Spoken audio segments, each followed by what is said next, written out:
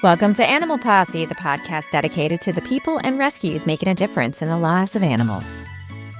Today, we are joined with Rachel from the Jefferson SPCA, and I'm glad to have you here. I wanted to have you on the show because I specifically wanted to discuss spay and neuter, and the Jefferson SPCA does have some really good programs for that, and also because you have had some concerns about the overall state of animal welfare in the community.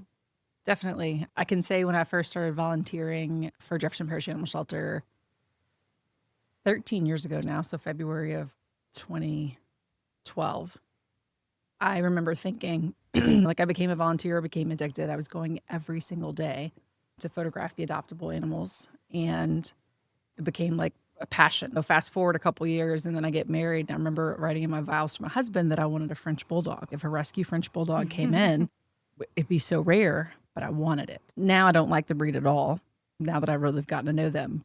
But they come in 4 or 5 a week, if not more. Oh, really? I didn't know it was that many. Yeah, I never thought that would be a problem. I thought that, I don't know, it's just the things that I thought would never be a problem are a problem. Mm-hmm. Golden doodles, people always wanted a golden doodle. They're in the shelter now, but even rescues don't want them. So the things that I thought wouldn't be a problem in 2012 or 2015, that's when I got married, they now are. We're getting worse. Same thing with Persian cats. Yes. Bengals. What is your role at the Jefferson SPCA? So I'm the programs director. I was originally hired 5 years ago for the Spay and Neuter program and the rabies part of it. In Jefferson Parish, you pay a rabies license. So when you bring your pet to get vaccinated at the vet, you pay a license fee. That license fee comes to us. It's voted on in the ordinances, and it's split half for spay neuter, half goes to the shelter. So that's how we have the spay neuter program. And people from like other states, Michigan, contact me and email me and like, how do we do this? So we always share our information because we want other people to do it. And then a couple years ago, maybe 2 years ago, I took on being the accountant as well.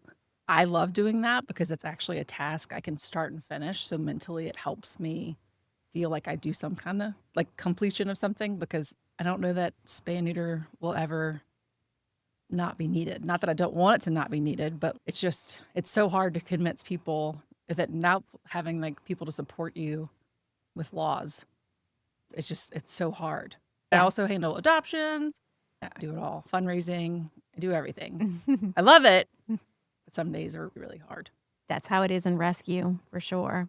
What is the mission of the Jefferson SPCA? Our mission, even though it's not up to date, is the spay neuter, definitely. Our mission is actually something that our board president came up with on a whim maybe 15, 20 years ago. And he's like, I just want to help pets be in homes. But it's more than that. For me, I think the front runner, and we have to talk about it, is that it needs to be spay neuter. It needs to be reducing the pet population in or homeless pet population in Jefferson Parish through spay neuter. Now, can you give us a sense of the scale of animal overpopulation in Jefferson Parish?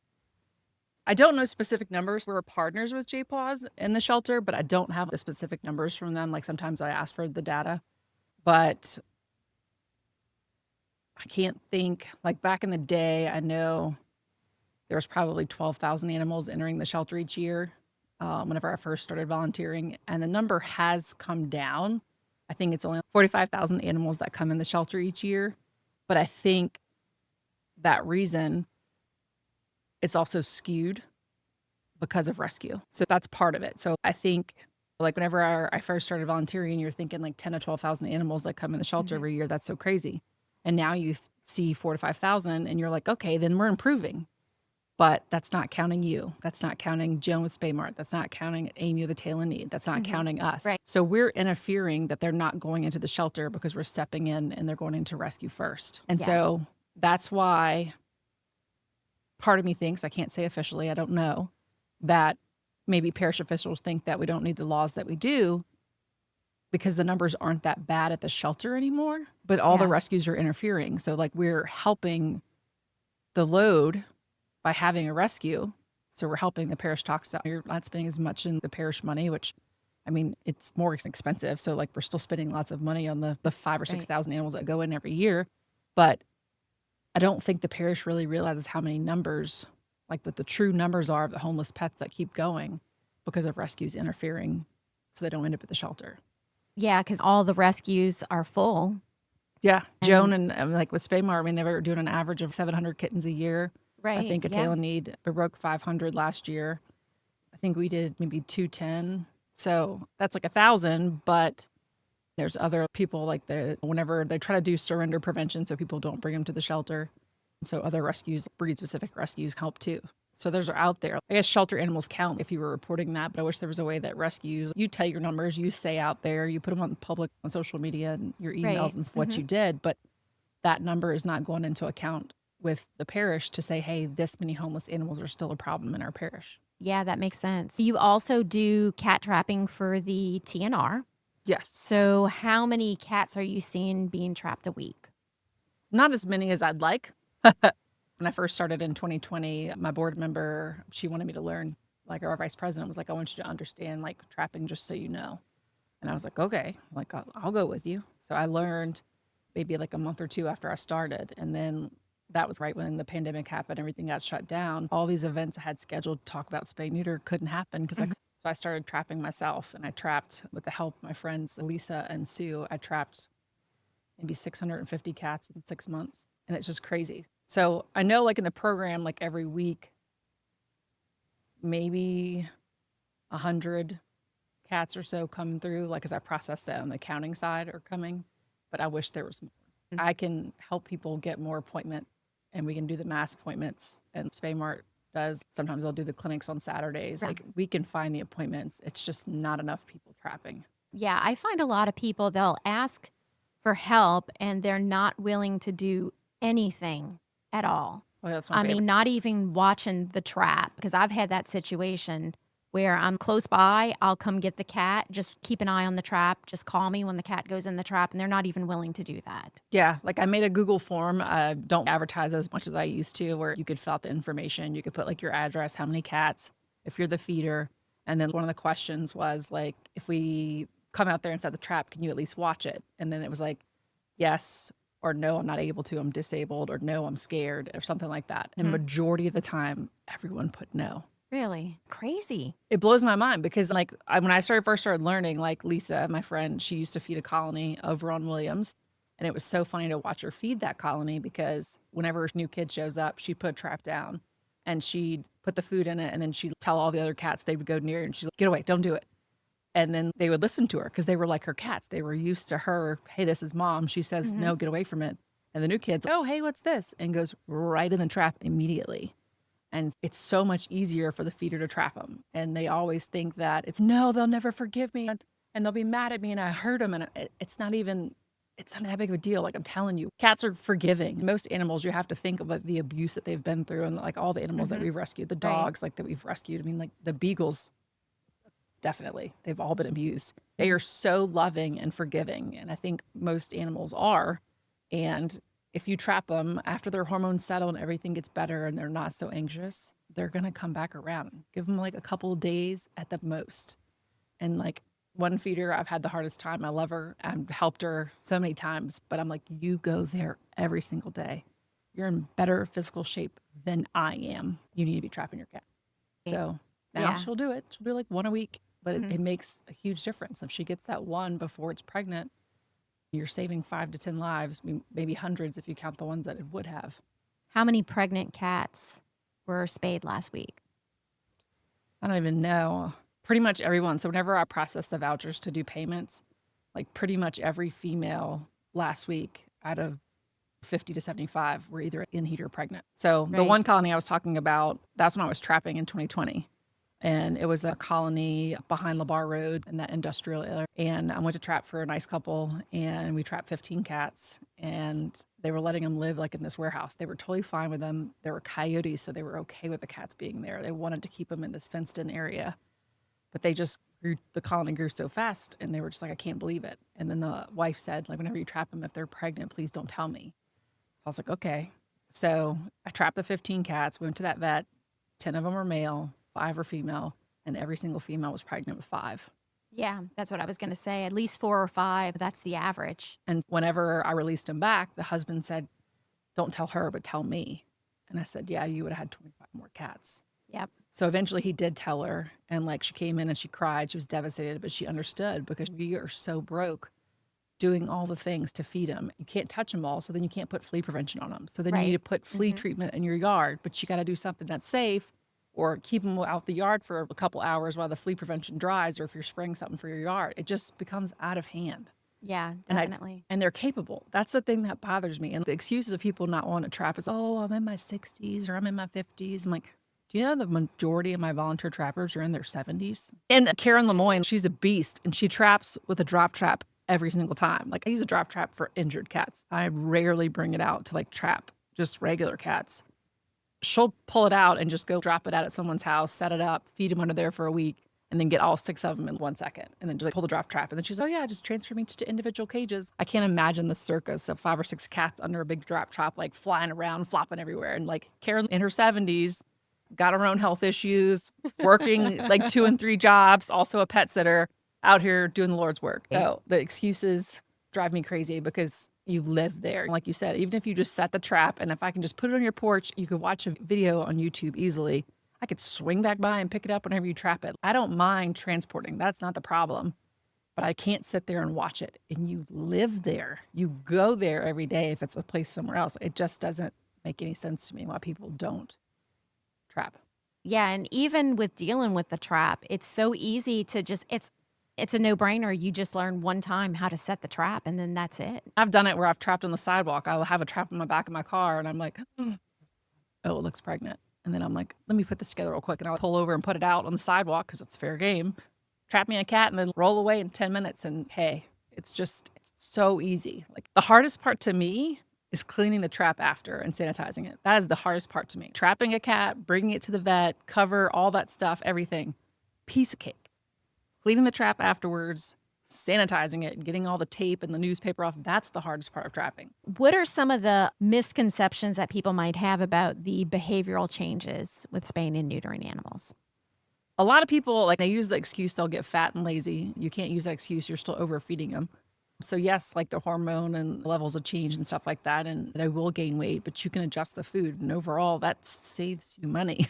Less food in the long run. I'm trying to think of some of the excuses that people have told us. Some people just say they don't believe in it for religious reasons, but there's too many winning things to not do it. Like the behavior changes. It just doesn't make any sense to me. I know that you do have some of these rabies shot drives, I guess that's what you call them, where you will offer spay and neuter to people.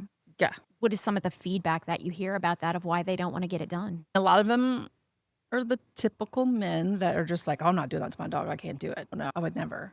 But then there's even this one husband was like, I want to do it. And my wife will not. That is her baby. She loves that dog more than me. And then she'll say, I want grandpuppies. I'm like, it's not the same. It's so infuriating because if they're coming to a rabies drive, for the most part, they need that low cost. They can't afford it. So it's already like a financial strain. And that's why they're going to the rabies drive for some of them. Or they're like me and they have 15 dogs and you got to save where you can. But they already need things to be low cost. And it's like already frustrating that it's like a lot of the things that you see, skin conditions. One of my dachshunds I got, Chloe, she was like bald. And we were doing all the shampoos, the antibiotics, everything. Spayed her. Skin is beautiful. Like gorgeous. No more hair issues. It was all hormonal dermatitis-like issues. So some of the people that come with these animals are like, oh, he's got all these skin issues and oh, this has happened. If you fixed them, the skin issues would probably resolve some. So like a lot of the things that they can't afford, or she's in heat and this is infected, or just the different things that come up with. And if you spayed them, in the long run, they'd be overall healthy and it'd be less money for you, be less veterinary expenses. Yeah, definitely. I hear a lot of people too, like you said, with the grandpuppies, that people want to experience the birth of either kittens or puppies, but they can foster. Yeah. There's no reason to have them when there's all these rescue groups that need fosters. I mean, it's super frustrating. I overheard a thing yesterday, and just being where I am, like where our office, we're located inside Jefferson Feed. There was a person in there yesterday wanting to check the status of his dog. It was already artificially inseminated with a breed of another dog. So they're making a mutt. Okay. That's a good one. It was 70 days because gestation period is about 60, 62. and they were at 70 days and nothing had happened. They didn't want to do x-rays because they didn't want the radiation to hurt the puppies. But what's so frustrating is one of the breeds that was in that dog, there's probably 7 of them that one of our board members helps us with the rescue dogs, is trying to move up north to Kaleidoscope Canines, Siberian Huskies. They become like the new pit bull in the shelter. And I'm just like, you're breeding more mutts of this breed that we already have the Shuskies. There's so many of them in the shelter that are at risk of being euthanized. And you're creating 5 and 6 more because it's cute and we want to have puppies and we want to have babies. And I'm like, what about the ones that you want to go hold their veins of the ones at the shelter that are probably end up being euthanized? If you really want grand puppies, just rescue some. It's the same thing. Yep, exactly. It's like you pick all your friends to be like your family, having all those puppies and dogs, the ones that are already homeless, already born, already needing love, those can be your grandpuppies. Exactly. You said something about all the Huskies getting surrendered. So I know people do surrender for some strange reasons sometimes. Well, it's not even that they're surrendering them. I guess they would. The thing that we're facing right now in Jefferson Parish, we only have the West Bank shelter. They are in the process of building the East Bank. They have the plans working. I have seen them on the desk, so I know it's coming. But a lot of people, they won't drive to the West Bank, and they're just letting them go stray. And then it falls on us. So like you and I are driving by and, oh, there's a dog, and we want to go pick it up or save it or scan it for microchip. Of course, it's intact, has no microchip. No one's looking for it. Exactly. Now, what are some of the common situations where the Jefferson SPCA would step in to actually rescue an animal? I try not to, if that makes sense. Okay. I rather keep an animal in a home if the person wants it, and I could offer them care if they can't financially afford it. Like my ultimate goal is like, if we have the money and the donations to afford it, I'd rather keep it in the home and then let me offer to help you fix it. I can offer, if it has a skin condition, certain shampoos, and there are things that we can do to save money to help you keep that pet. I usually try not to get involved. Sometimes like we have where somebody's emailed and they're desperate and they can't get an appointment at the shelter to surrender, because the owner surrenders are now scheduled for Jefferson Parish Animal Shelter. And so they're scheduled 3 and 4 months out. And some people can't wait and they're desperate. And so we'll say, hey, can you send us a full bio, full pictures, vet records? Like you have to send us everything to prove that like you legitimately cannot keep the animal and you really need our help. Not just, oh, I'm moving. Oh, I can't get it anymore. Like you shouldn't have got it in the first place. And we always want to take any of our animals that we've adopted out. We'll always want to take them back. Yeah, because I do see that seems to be a new trend now where people have the means to take care of an animal, but it's like they just want to get out of the responsibility of taking care of an animal. So they think that's what rescues are for. Yeah. You I know? want to donate my animal to you. That happens all the time. Every week, they want to donate their rabbits to us. It's Easter. I'm going to donate my rabbits to you. Absolutely not. You're not doing me any favors. You're not donating anything to me.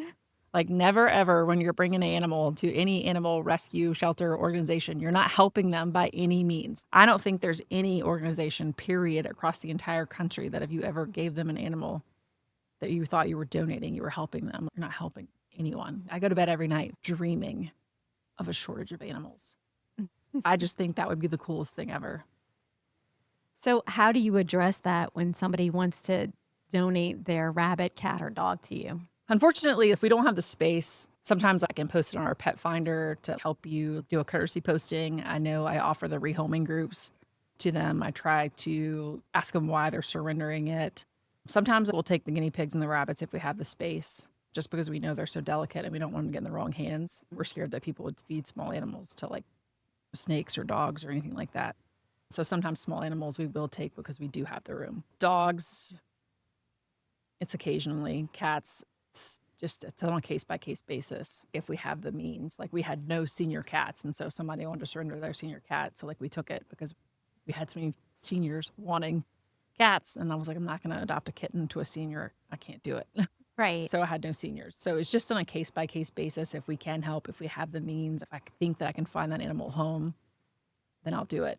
Spay and neuter is supposed to be where I'm supposed to stay, even though like I want to rescue, because the same thing about the whole completion. Like I can get an animal into rescue, I can get it healthy, and I can find it a home. It's like a sense of satisfaction that I completed a task. And spay Right. and neuter, I can't always.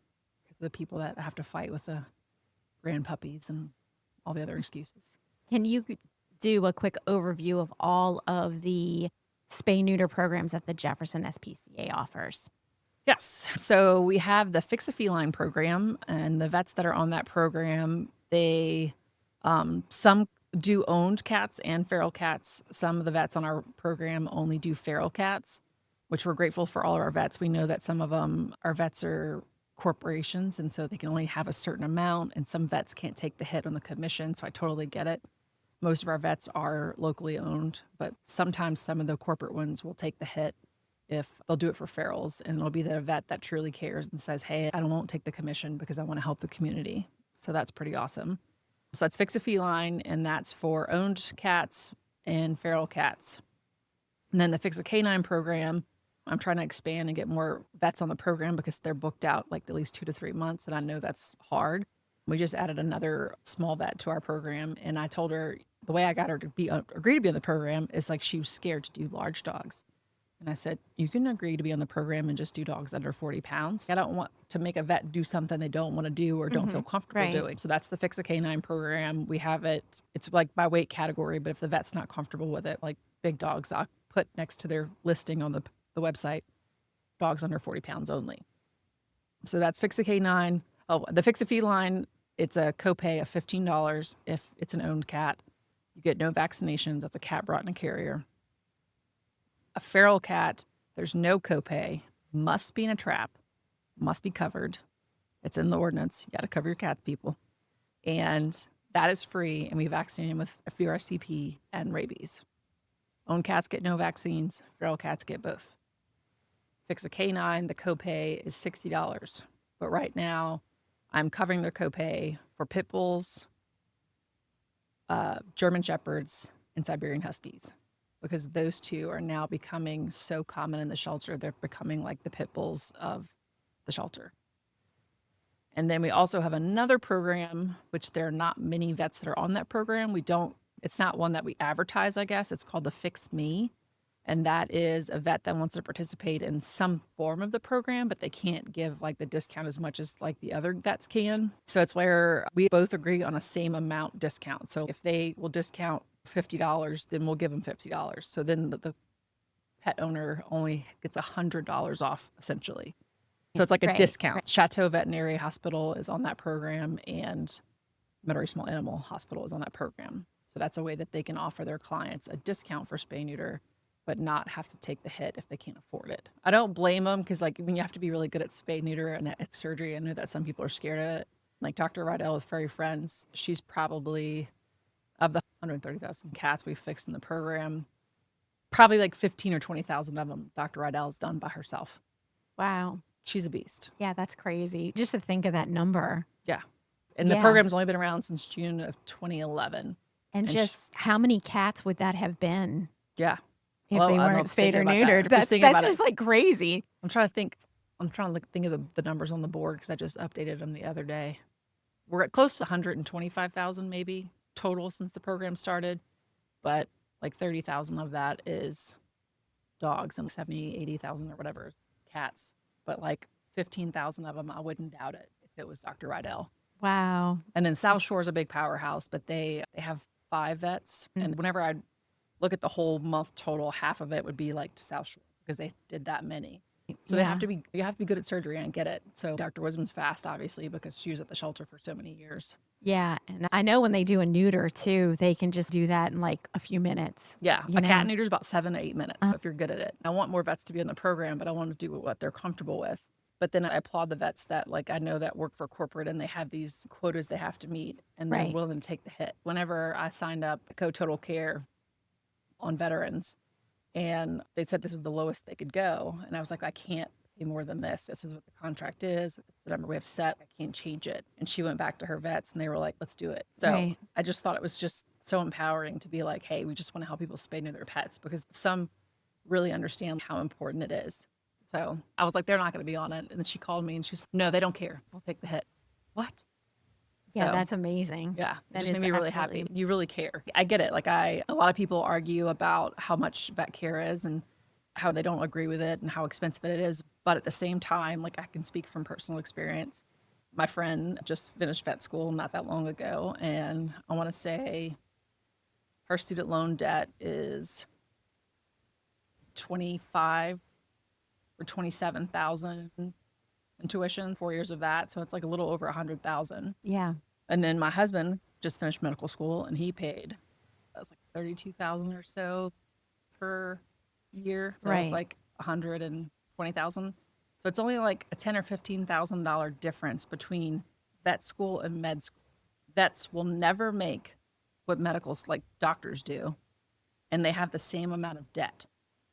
So just think about it. I know that the suicide rate is very high in doctors too. It's very high in vets, but they still have the same amount of debt. They'll never make the same amount of money. They'll be struggling to pay that student loan debt off to be your doctor.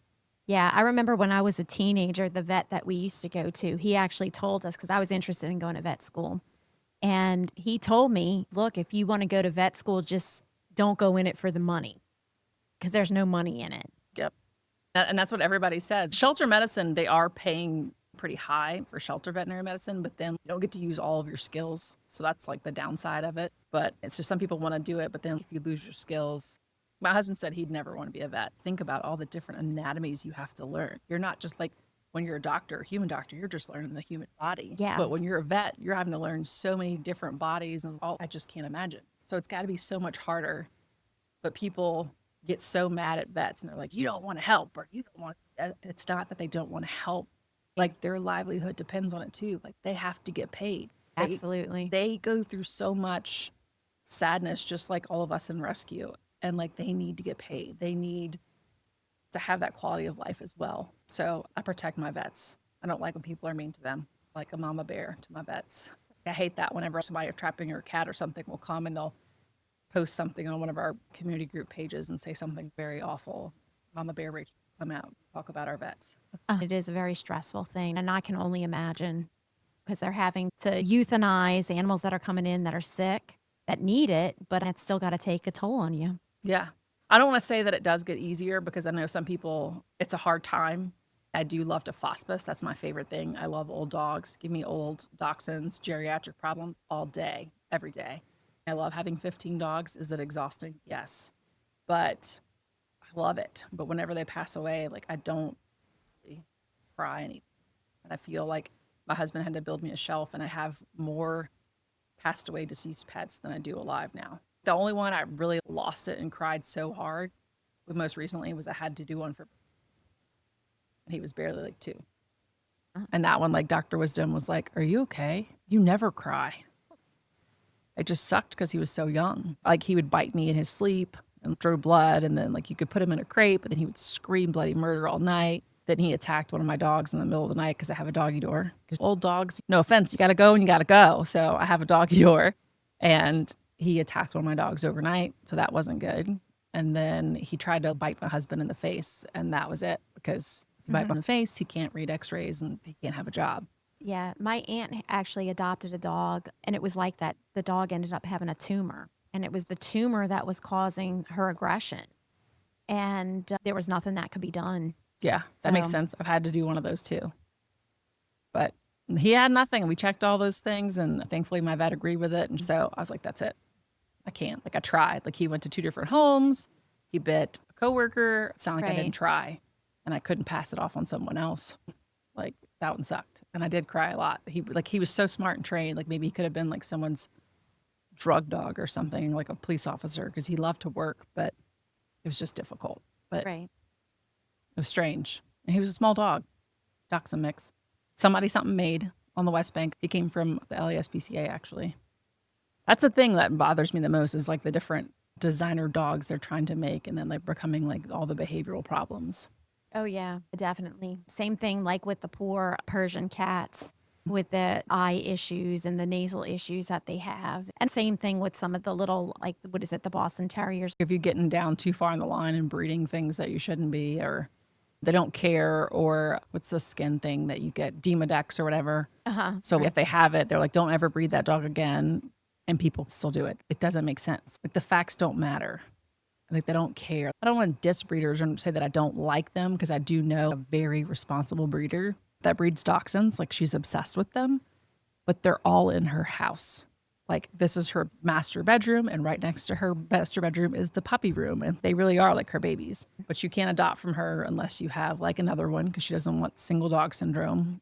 You're not allowed to breed. They have to be spayed and neutered within so many months. She has very strict rules. She doesn't want you to get one. Start your own trainer breeding. She's like, no, don't do something if you're not going to do the research behind it. But she's also still in rescue, so she still takes old geriatric dachshunds just like I do. So Right. I don't love it, but I wish more breeders were like her. Like, she will Right. always make sure hers are okay. She will always take them back. Like, why can't we have stricter laws that say if you're breeding, you have to microchip it? If it ends up at the shelter, it's yours. It comes back to you. Like, I love that we have the breeder's permit law in Jefferson Parish, but only one permit's ever been sold. Really? One. I did not know that. One. Wow. One. Wow. That is it. So if you know anyone in Jefferson Parish that is breeding animals, I can tell you 99.9% chance they are not doing it legally. Wow. That blows my mind. I Yeah. did not know that. Yeah. So that's like, Wow. you're allowed, I think, one accidental litter, but if you just don't know about what happens, which is crazy to think, I don't know, 4-month-old cats at 4 months can get pregnant. Mothers and sons will mate. That's all the questions that people are like, that can't happen. They're mother and son, or they're so young. No, that just doesn't matter. But in Jefferson Parish, I wish there could be stricter laws, because it shouldn't fall on us to only clean it up. It's our parish money that's taking care of the shelter, but why do we have to clean up everyone else's mess? And I think that is what I'm hearing consistently across the board with everybody that I've talked to is involved in rescue. They say the same thing. There needs to be some kind of laws that help with the overpopulation problem. Even if they have the laws, like, they need help enforcing them. Like, I know we have Right. like humane officers, but if we had the whole JPSO like humane division, I would throw a party. I don't know. I'd probably be like Betty White, just happy endlessly. I just seen all the suffering and like seeing this stuff. Jeff Dorson sees it all over the whole state. He posts those pictures of different things in like those rural parishes. It like crushes me to think that like anyone would ever think that the conditions that they have that animal in are acceptable.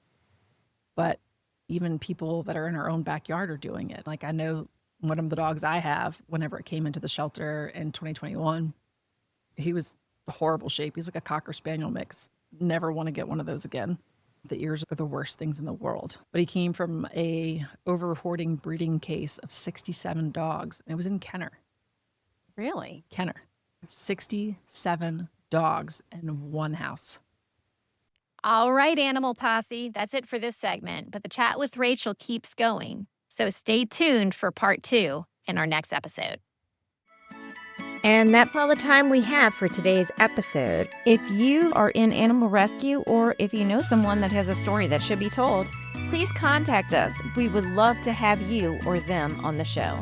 Thanks for listening, and please join us next week as we continue to explore the world of animal rescue.